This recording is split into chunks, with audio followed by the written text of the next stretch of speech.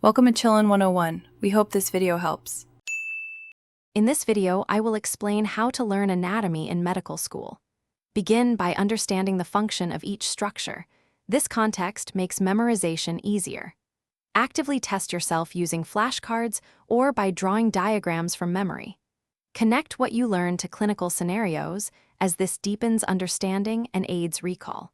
Focus on the big picture before diving into minute details. Drawing structures yourself, even roughly, significantly improves your spatial understanding and memory.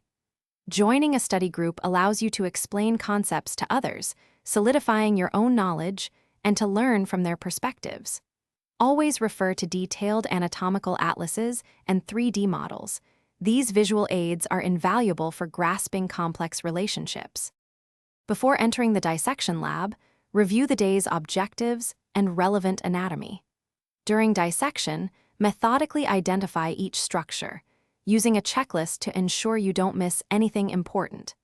Actively connect what you see on the cadaver to the images and descriptions in your textbooks, reinforcing your understanding of real-world anatomy. To ensure long-term retention, schedule regular review sessions for previously covered material, perhaps using spaced repetition.